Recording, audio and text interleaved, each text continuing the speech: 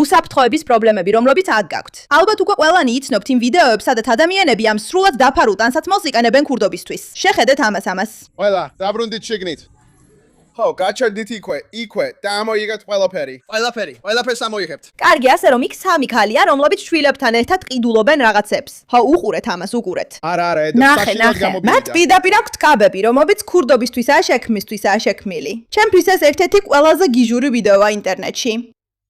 ჩემსკენ შემოbrumდი, გამოიღე. ბოდიში, ეფინაბიჯით უკან დაიხიე. ადექი.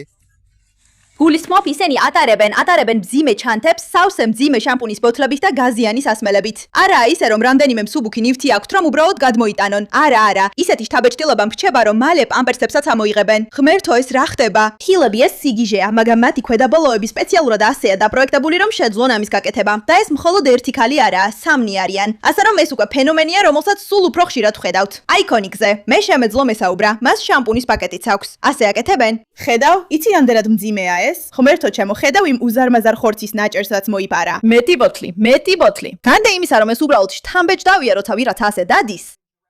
ხო, ეს სპეციალურად მოპარვისთვისაა შექმნილი. 3 არიან. 3-ია ესეთი. ნახე, უყურე ამას. ღმერთო ჩემო, ამ კაბის დიზაინი მაოცებს. ეს Head and Shoulders-ის ბოთლი უზარმაზარია. იცი რამდენად მძიმეა ეს? გულისხმობ, ღმერთო ჩემო, ეს უზარმაზარი სარეცხი საშუალებაა. მე მეგონა. ეს ჩემთვის ყოველთვის სრულიად შოკის მომგვრელია, როცა ვუყურებ ამას. მაგრამ აშკარაა, რომ ისინი ატარებენ გრძელ ქვედაბოლოებს და შეუძლიათ მოიპარონ. ანუ შეხედეთ ამას, ღმერთო ჩემო. ის ფაქტი, რომ მათ შეუძლიათ მოიპარონ, საკმარისი არგუმენტი არ არის ნიქაბის აკრძალვისთვის. ადამიანები ხვდებიან, რომ ამას ორი მხარე აქვს. არგუმენტი ნიქაბის აკრძალვის წინააღმდეგ. მოდი დავამთავროთ ეს ვიდეო, რომ მერე ვისაუბროთ ამაზე. ნახეთ, რამდენი Head and Shoulders-ი და შამპუნია. ეს 3 ქალია. ისინი პირდაპირ ასე ჩაცმულები არიან, რომ ეს ნივთები მოიპარონ. ეს ჩემთვის ფენომენალურია.